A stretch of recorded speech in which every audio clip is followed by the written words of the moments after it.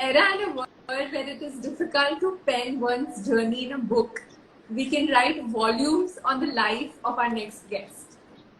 Usually, people teach at schools and colleges. However, our guest is an institution in himself. He's an author, a scholar, a linguist, a professor, the editor-in-chief of the Encyclopedia of Hinduism, and former pro-vice chancellor of JNLU. With experience teaching for more than 5 decades, his work and studies are referred to by billions of people. Please join me in welcoming none other than Padma Bhushan Kapil Kapoor ji. Again, sir, welcome to Palo University presents I.I.M.U.N Role Models. Sir, so jumping to our first question, and because we have such a large student audience today, yes. Sir, we wanted to know a little about your time as a student and how it helped shape your life. Just tell me first of all, how much time do we have today in this for these 5, 6 questions? How much time do you have? Half an hour? Yes, sir. Okay. So how much ever you permit us. Don't go by that because I'm a very talkative person. So, you know, and in my time when I was a school kid, you see, those were troubled times. 46, 47, 45, 46. I was 5 years old in 1945 and 6-year-old 36 and 7-year-old in 47 when partition took place. And we were in Srinagar, Kashmir, from where we came to Jammu, and therefore those were disturbed times, and I did not go to school till class 5. My mother taught me. All these 5 years, my mother taught me everything at home. The mathematics, English, Sanskrit, Urdu, Hindi, and she belonged to a family of philosophy professors. So she was quite very intelligent and highly philosophic, and she used to teach all kinds of wisdom, So 5 classes, and then our family moved to a small village in a small town in Punjab, Phagwada. Phagwada is a small town. Near Phagwada there is a village, Hadiabad. Our family got compensatory land, in that village, and one of the family, the 4 grandfathers. So one of the grandfathers' family was always on the land. So they were there, and my mother and my brother and my sisters, we lived in my father was posted in Himachal Pradesh, and I studied from class 6, 7 to class 10 in a village. And from the village, I used to go to Phagwada town, 5 miles by bicycle. You see, and there, those days, the whole environment was different, school environment. For example, I was telling this child that if a teacher punished us, say slapped me, I will hold my hands to my friends not to tell my father. Because the father, before asking what I had done, he will also slap me first. That he must have done something bad, wrong. That was a very different state of affairs. Yeah. And our teachers were, in fact, because you asked me about a role model later on. I think our teachers, some of our teachers, they became our role models. Okay? I remember with great reverence my 2 teachers from class 7. Brahmanandji, who used to teach English, and whom we only called Baba, that is grandfather, an old man who would wear a turban. He used to teach geography and mathematics. And his test of geography was, he will make every student draw on the blackboard the map of the world. The map of the world, not just India. He will make every student draw that. And he was a very, very, stickler for correctness. if the line went wrong, he will kick. He was sitting in the chair, he will kick the boy in the back. So everybody used to stand on the other side and draw the map with his left hand. So he used to say, why are you doing with the left hand? And he would say, people will say, I am a lefty, sir. Nobody was a lefty, but they wanted to avoid those kicks when the line went wrong. But of course, he was a great teacher. And in punishing, he would punish his own grandson more than he would punish the other boys. You see? So those are different breeds. And Brahmananji, the English teacher, I have been telling my subsequent, when I did linguistics also, English MA and all those things, that I was taught all the English, all the grammar by my teacher Brahmananji in class 7. After that I have learned nothing more. And I learned all the linguistics also. In fact, Chomsky, the great name, what Chomsky used to started in 1954, 57, 1957. He wrote 57 or 59 syntactic structures. But here in 1950, 51, Brahmananji was teaching us transformation grammar, you know. So, great teachers and stressing on excellence, perfection. Brahmananji will forgive an error in an average student, but he will never forgive an error in a good student. He will never do that. So I think I didn't blossom out as I don't think I am a scholar even now. I didn't blossom out as a scholar in school, but I learned a few things. See, exactness I learned, exactness. And that exactness of doing, whether you are drawing the map of the world or whether you are, writing a composition. And another thing Brahmananji used to tell us was, he used to ask us to write 100 words in English on something. And I had a flair for writing, and he would say, nice, but murder your darlings. I said, sir, I don't understand. He said, remove all the adjectives that you have used in your writing, because the adjectives are superfluous. That went in, and if you look at some of my books, which I wrote after several decades, I think that lesson, I don't use adjectives when I write. I don't say great writer, great poet, or a great mathematician. So in those days, teachers were very, very simple, very samarpit, devoted. And the students had great reverence. A teacher also fills his stomach with food, not with respect. It's not the respect which fills his stomach, food. But if a student does not respect his teacher, he will learn nothing from him. To learn from your teacher, you have to respect the teacher. And that was the fundamental thing. That's why a father, if he comes to know that his son has been slapped by a teacher, he will first slap him himself. And then ask, what did you do? So I think this is coming to think of it after looking at your question, I think whatever I came to do later, writing, teaching, everything, I think those two teachers, they were unconsciously in me, No, that's such a beautiful answer, sir. It took me back to my school days. And I myself have a few teachers who shaped me so much in everything that I do.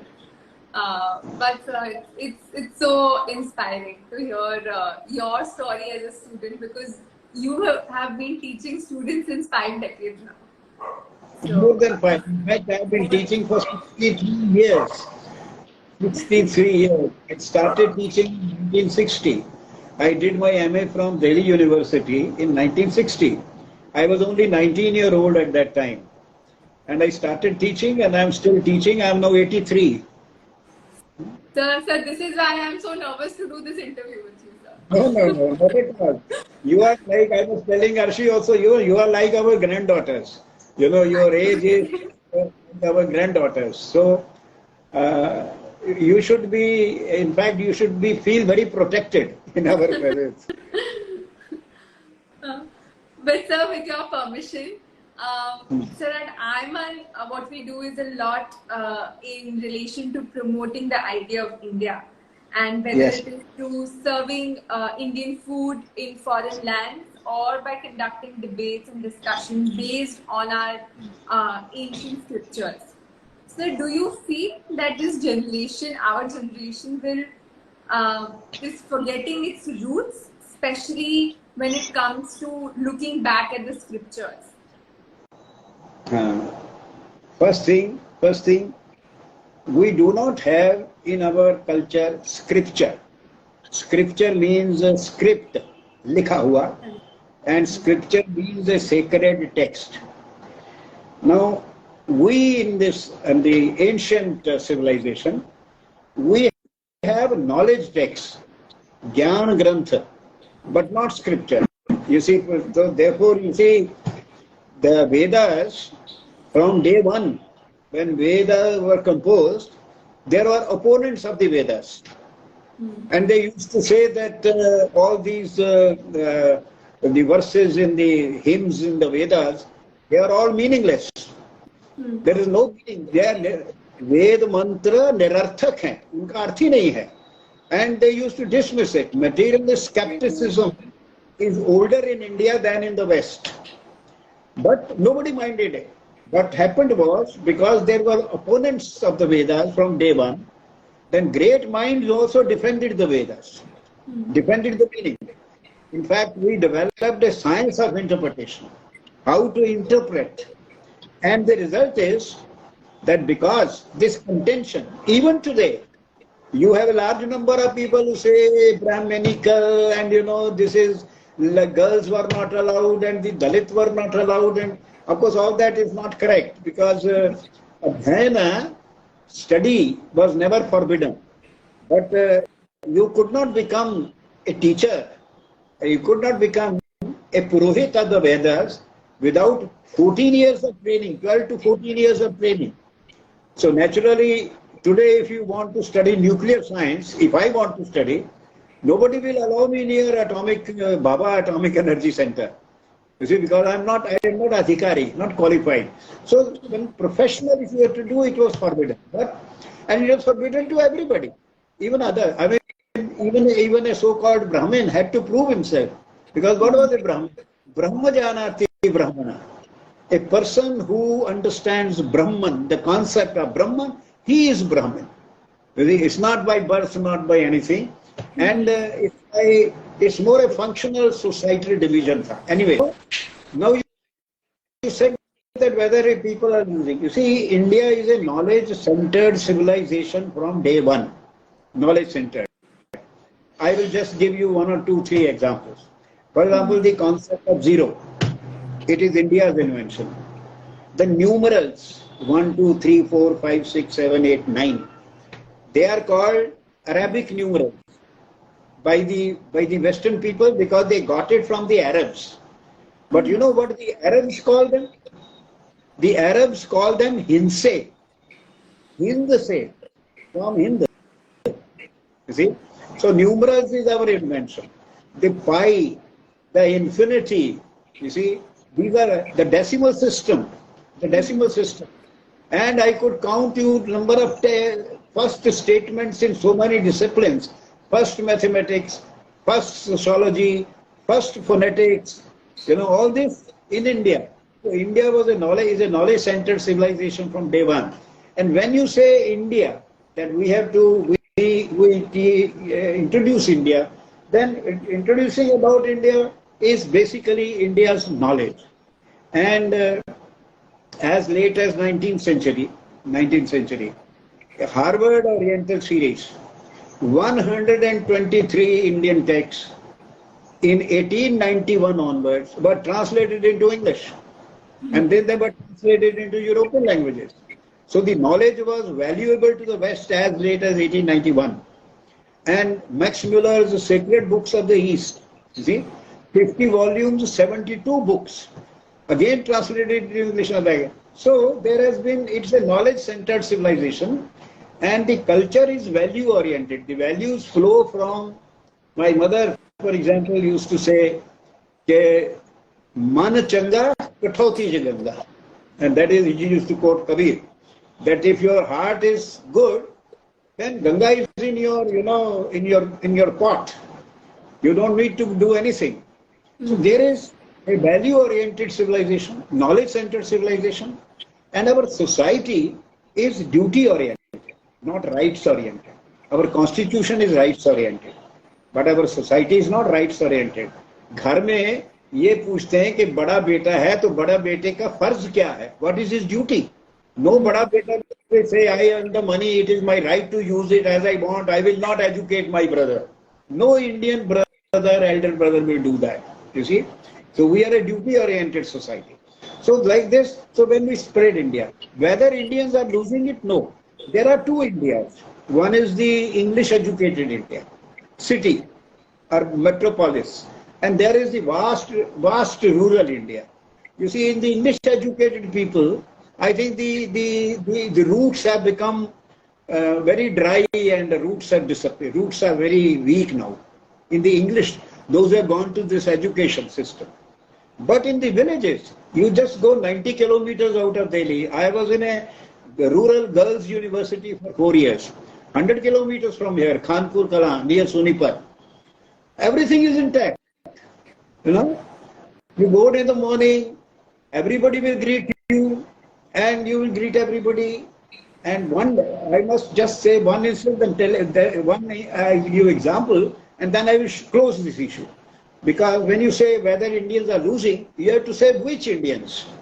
You know, it is not all the English educated, but large number of the people who have gone through our education. Remember Anand Kumaraswamy said in a 1930 article, he said, educated Indians. And then he gave a footnote. This is how the victims of Indian education are described. Educated Indians, victims of Indian education are described.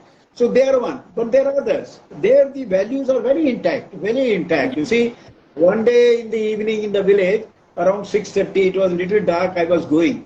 A bus driver, young man, who never talked to me earlier, but who used to see me. He parked his bus and he came. And he said, where are you going, sir, at this time? I said, no, I'm going to the chemist outside just across the road. He said, I'll come with you. I said, why will you come with me? Okay, no, sir, if you don't get the medicine there, then I will get you the medicine from the town which is 14 kilometers away. You see? I will get the medicine there. See, so the values are completely, and here, you know, in Delhi, in this society, for 28 flats, there used to be two lifts. When you enter a lift, nobody greets each other. You see? Nobody greets each other. So, I think the roots are, education is not the only medium for becoming familiar with what you are. And, you know, it is in the air. It is in the air and in the water. Everybody has it inside. All you need is someone to fan it, you know, fan it. And when, you know, in the television, some people speak, or when you listen to some wise person, somebody, you know, it suddenly comes alive. Jagrat ho jata hai. You know, ho jata hai. No, so that is so well described, especially what you said about India being value-oriented, knowledge-based, and duty-oriented society, and that is so true. And our unity is not a unity of language or religion, or of course there is a geographic unity. You know, we are a God-defined country with the cap of the Himalayas and the oceans on the both sides. But then we are a unity of consciousness, attitude to life. All Indians share the same attitude to life. You see, you tell anybody कि ये आपने बहुत अच्छा काम किया, he will say हो गया, उसने करा दिया. It is in the consciousness, a unified, and I say ज्ञान जनित चैतन्य की एक आत्मता, the one soul generated by consciousness which is rooted in the vast body of knowledge literature. So, but you did mention about, you know, in urban cities, this is a little weak. So how can we as young people make sure that that becomes stronger? You see, there is always a cycle of things. And India has had an experience of the 28 times its knowledge was lost. It was again rediscovered. We call it the Vyasa Parampara, the Vyasa tradition. You see, last time it was brought back by a German professor in England, Max Muller.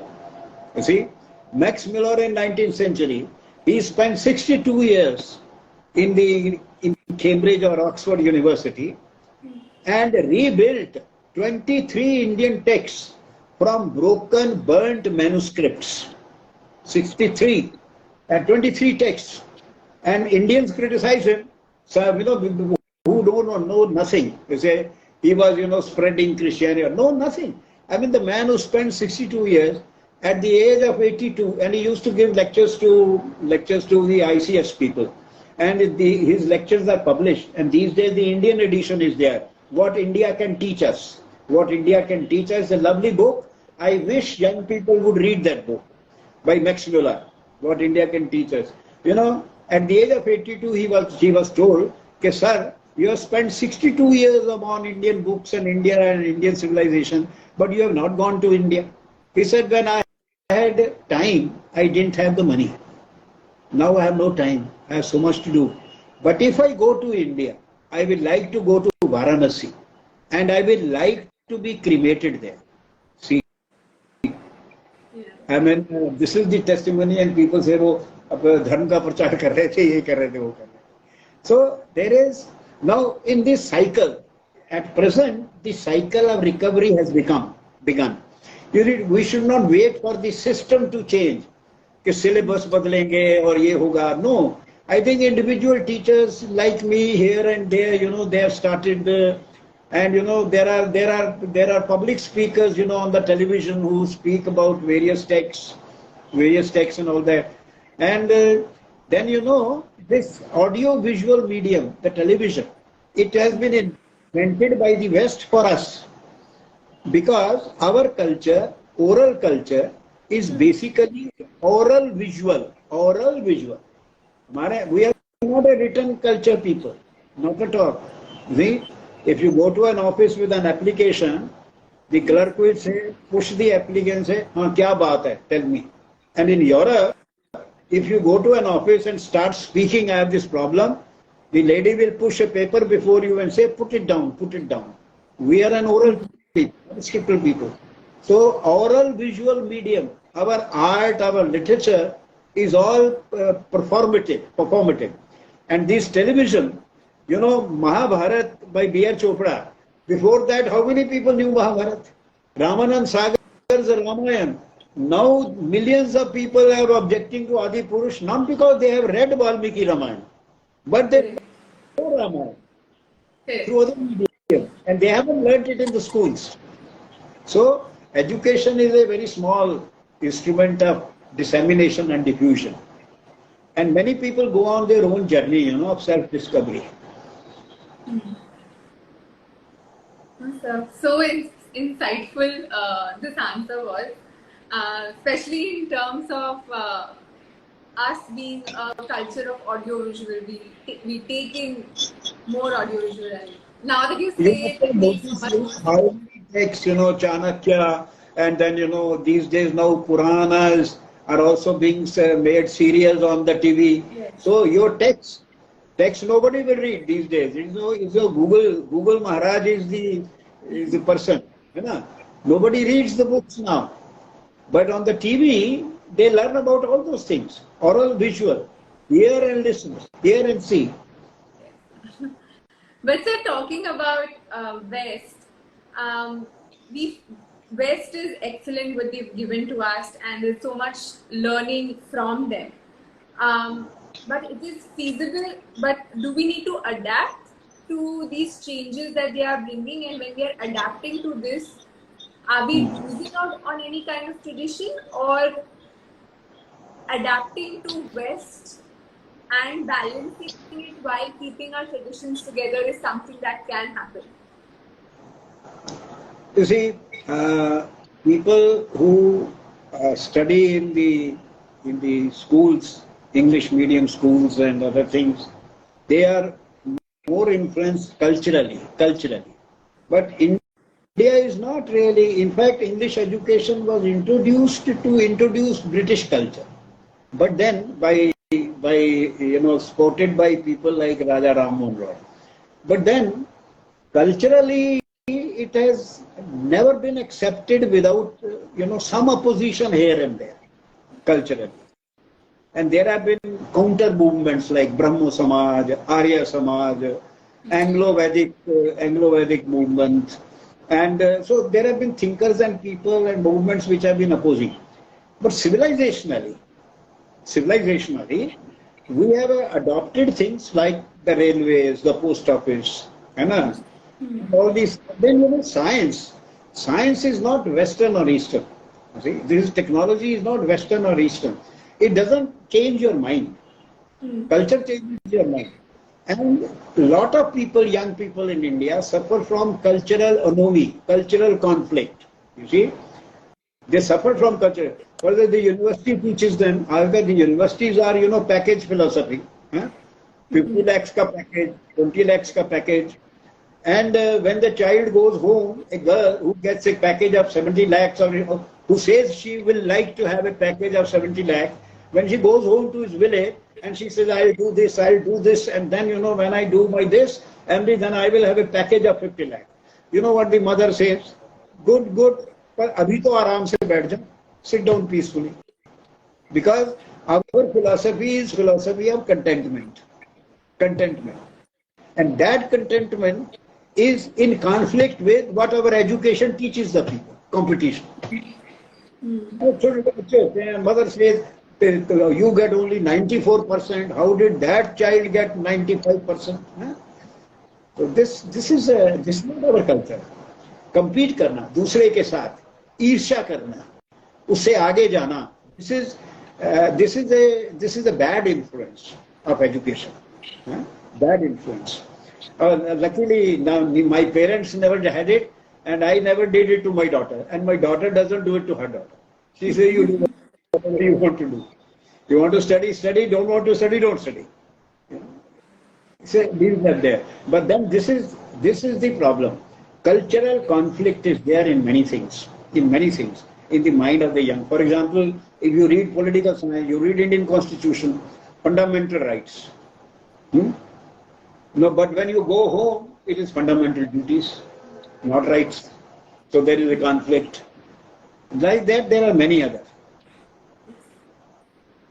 This contentment versus competition is a good example, sir, of in our worldview, we don't aim at success. In fact, I told my daughter when she passed 10th and he got about 74% marks, she said, "Papa, ये तो बड़े कम आए हैं."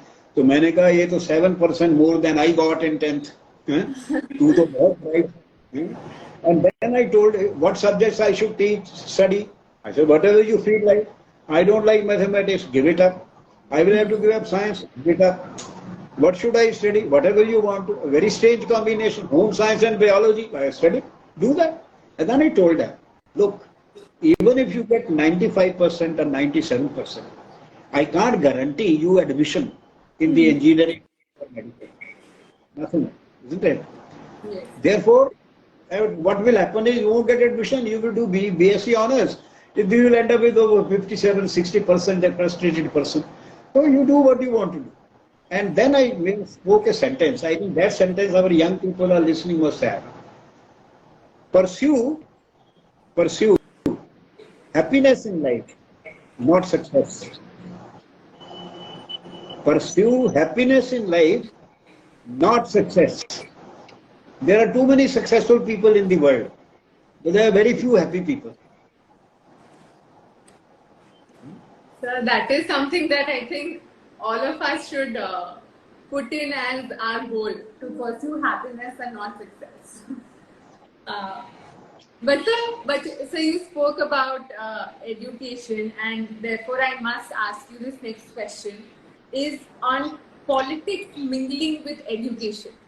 And Yeah, yeah. today our government is also interfering in the curriculums, and every government has. It's not about this government.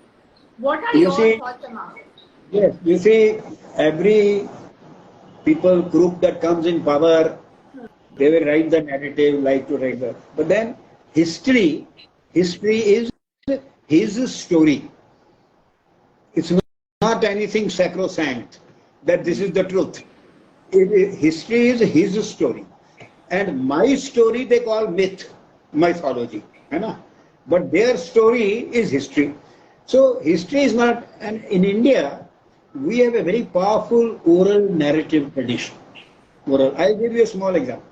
You see, we know our history from memory, India's history. And how many people read the books? Even NCERT books, let's say these days. How many people read the books? The people go to the tuition, prepare for the examination. Or they go to Google and learn. How many people read the books? So whatever books they write, they can do no damage because nobody reads them. Nobody reads them. And we have a parallel oral tradition. I will give the Raja Ranjit Singh, when he defeated Shah Zaman of Afghanistan, he had a treaty with him, four-clause treaty, four clause. This is 1807. 1807. The first clause was, Somnath ke gates वापस करो, return the gates of Somnath. Now gates of Somnath were taken away in 1024. Now Ranjit Singh was non-literate and he had not gone to JNU for his PhD in history. Huh? He didn't know history. How did he know that Somnath gates were taken to Ghazni? It comes from the oral tradition, the memory, from word of mouth. And there are also narrative composers in India, Bhand, Rajasthan में बहुत हैं, दूसरी जगहों पे, who sing about the wars and kings and battles and all that. You see, so they are our sources. Oral history is more important for us than written history. So it doesn't matter. And truth is very problematic. Truth is, ultimately the tradition selects 500 years, 700 years from now, who are the freedom movement people of India, who will be remembered in India 500 years from now. The tradition will select, and they will select the people who made a contribution. Maybe Bhagat Singh will appear on the top, followed by Udham Singh, who took revenge 30 years later, when he went to England and shot O'Dwyer. You see, maybe they will appear. And all these leaders we talk about, Gandhi and others and all these people, nobody will hear 500 years from now. So tradition selects. So history is not something, अगर किसी ने कुछ लिख दिया, तो हम लोग पढ़ के मान गए, ये तो पढ़ते ही नहीं, हम तो पढ़ते ही नहीं. The good thing is that people don't read. So, as a professor, you're so confident that kids don't read. No, my students did used to read. ऐसा नहीं है. What I'm saying is, ordinarily, these days, what is happening in the schools, particularly, children spend more time in the tuition than in the classroom. That is true. Yes. And in the tuition, they only prepare for the examination.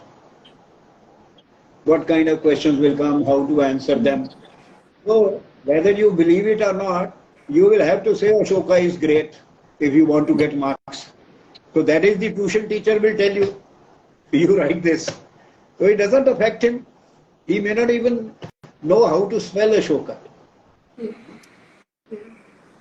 So the impact of education is overestimated. Impact of even reading is overestimated. There are so many newspapers. So many newspapers. How many people read them? And those who read in the villages, those who read in the Indian villager is very, very skeptical about what is written. He thinks that whatever is written is an attempt to make a fool of him. They are very suspect. They suspect written word. They don't take it for granted.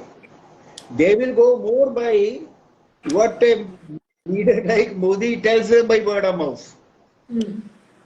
If they respect him. And they will respect only a leader who has renounced the world. They will never respect a leader who has made money, who has put his brothers and sisters in high positions, who has made his brother-in-law the minister. You see, imagine a prime minister whose brother continues to mend puncture in Gujarat, punctures. A prime minister whose brothers never have come to his house in Delhi. So people respect him. Yeah. And they will listen to him. So he said, Thali bajao, to say Thali bajao. He said, Thali bajao, to Thali bajate hain. Let any other leader try. Let any other try and say, do this. They will not do it. They will not do it. Correct. This is the difference. So don't be too worried about this ranking of history and all that. So that is a relief coming from you. But because we have you, I also must ask your opinion on the role of languages in shaping one's personality. There is always such a big debate on the national language of India and whether it unites us or divides us. What is your opinion, sir? No, this is very important question, and in fact, I chaired a language committee from 2014 to 16 and submitted a 4-volume report to the government. Well, it was not really, I mean, it was difficult to accept it for the people, but then the crux, what is wrong with our education? The one thread that you pull and your education will fall into place is you should make state languages the medium of instruction. State languages from class 1 to research. They should be the medium in judiciary, that they should be the medium in advertisement, they should be medium in sciences, in technology, in professional colleges. If you do that, if you put that make the medium, you see, English divides the people because English brings with it a culture which is alien to us. But our Indian languages, their vocabulary up to 70% is common. Their their cultural source is common. You see, their stories are common. Their heroes are common. So if you teach in your languages, people will come closer to each other. So that it is very important. In fact, Aurobindo said that a community which loses its language, it loses its soul. Uska soul khatam ho jata hai. So this is very important. As for there was no need to officially declare languages as official and unofficial because they did that Hindi. Then after 10 years suddenly the Tamil people realized that they have been short-cheated. So they burnt a few buses, threw a few stones. Then they made English the associate language. And then the Kannada people and the Bangla people whose languages have history longer than English, literature rich. They said, what about us? Then they introduced Schedule 8. Now in Schedule 8, there were originally 12 languages. Today there are 22 and 37 applications are waiting. So all the Indian languages are national languages. They are big languages and their massive body of literature is there in those languages and they have a shared cultural matrix. Yes, sir. And what you said about language being the soul is very important. And state languages, promoting state languages rather than just thrusting Hindi across. There are 15 state languages. There is 15 states. For example, you even may not know that English is a state language in 5 states. So I am saying, okay, make English state language in 5 Northeast में 5 states में official है. Do you know that in Bengal, West Bengal, there are 7 official languages? 7 official languages. Yeah? And including Punjabi. That means in Bengal, West Bengal, you have schools with Punjabi medium. And you will be again surprised that the best example of Sanskrit teaching is in Bengal and Kerala. Bengal and Kerala. Best example. So India is a wonderful strange country. We don't know. Particularly our, officers and all that who are taught who are taught how to use spoon and kanta churi वगैरह इस्तेमाल करना and घुड़सवारी, they are, we bring up our officers as British officers, है ना? So they are themselves cut off from the masses. But not all now new generation is coming through Indian language mediums, and and people like me are now getting recognized by the government, by the ministries, and they seek advice, on various things.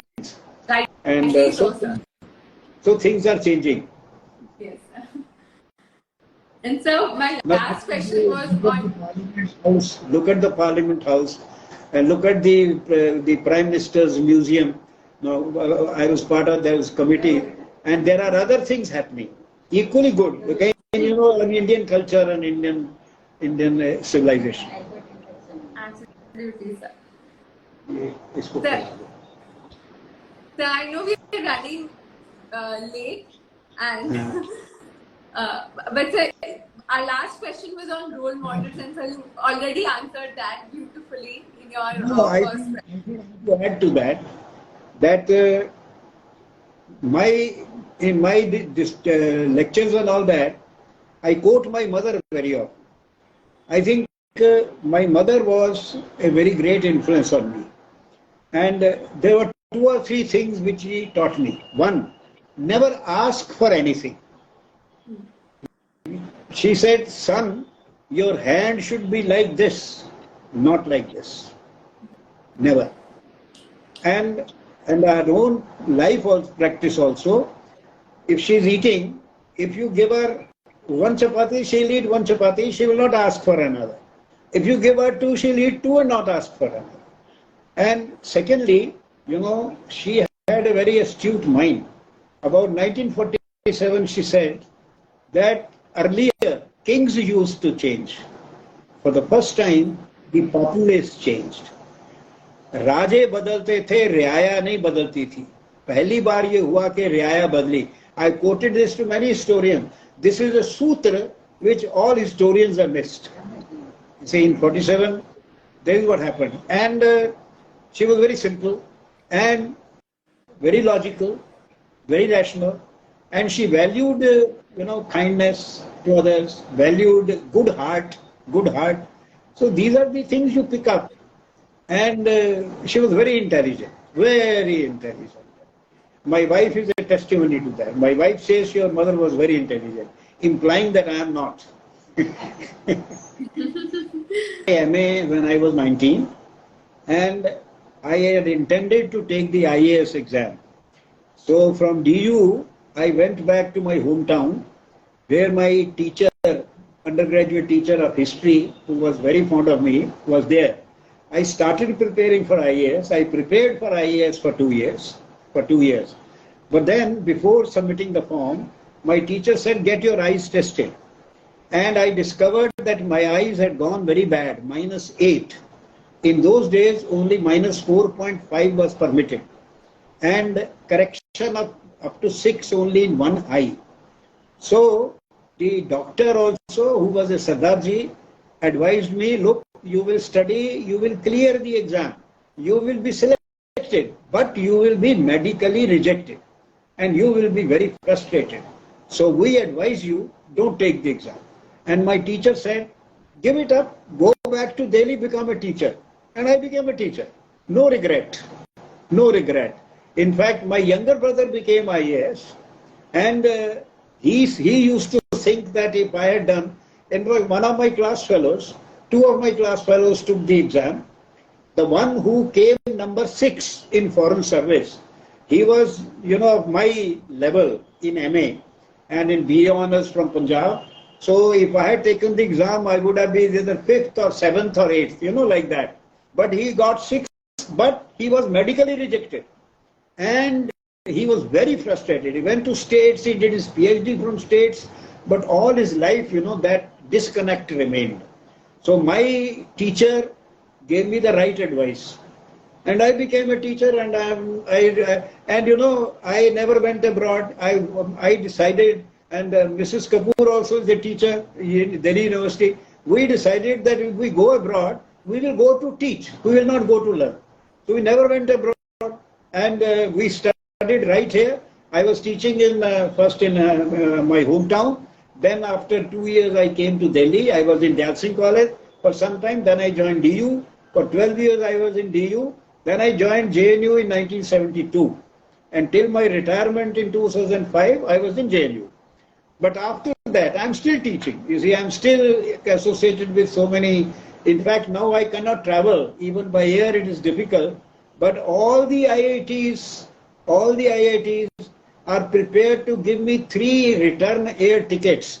One for myself, one for my wife, and one for a younger escort. So that I go. But I cannot go. I cannot travel. You see?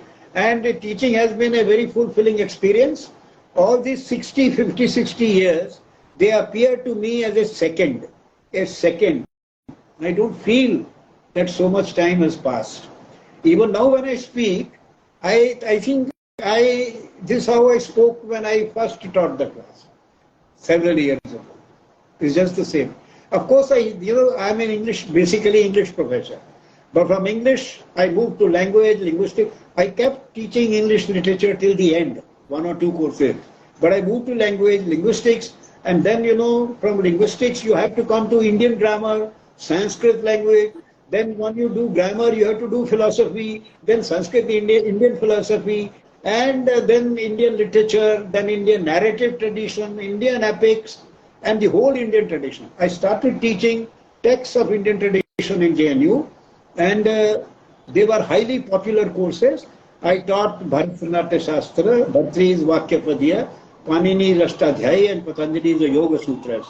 And then at the end of it all, my students used to say, कि sir आप किस चीज के professor हो? अंग्रेजी के हो, language के हो, के हिस्ट्री के हो, किस चीज के हो? So there is a book in English, Sartor Resartus by Carlyle. And that book is about, it is a kind of a fictional biography of a professor, German professor, whose name is Herr Diogenes Teufelsdrach.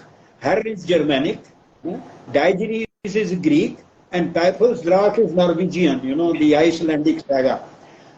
And he is described as professor of things in general. And I think I have ended up as professor of things in general. Oh God. But sir, like your professor gave you the right advice, you've been giving right advice to so many students over decades. And we're so grateful that we were able to do this with you. It's been so inspiring. What I thought will be a very difficult conversation for me, you made it so easy and so enlightening. And Thank you. so the best thing that I picked up is to pursue happiness and not success. And that is something I'll take with me forever. Let me tell you one thing more, if you have time. Yes, sir. Aristotle, the Greek, great, Plato and Aristotle, they are Greek. So they are like us in thinking. They are not Western thinkers, you see. Now, Aristotle, in his book Ethics, says that cannot be the goal of life which everybody wants. What everybody wants cannot be the goal of life. What does everybody want? Power, status, and money. Everybody wants. So they cannot be the goal of life, because for each one, someone will ask you, what for? If you say, I want power, what for? Money, what for? Status, what for? So the goal of life cannot be an instrument, means to something. So happiness is the only goal of life. Nobody will ask you what for. Happiness. And then how does happiness come? By a contemplative mind, he says. Contemplative mind. And there he stops. But 400 years later, 300 years later, Longinus, says that for happy life, you need 2 things. Good company and good fortune.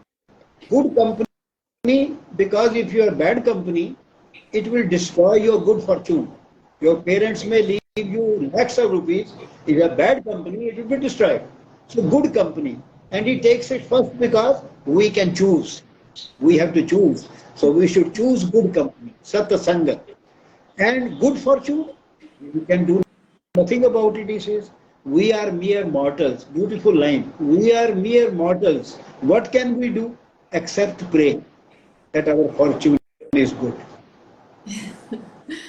But it's a good company we'll definitely try to keep, and people like you keep supporting us. Definitely. And the last sutra.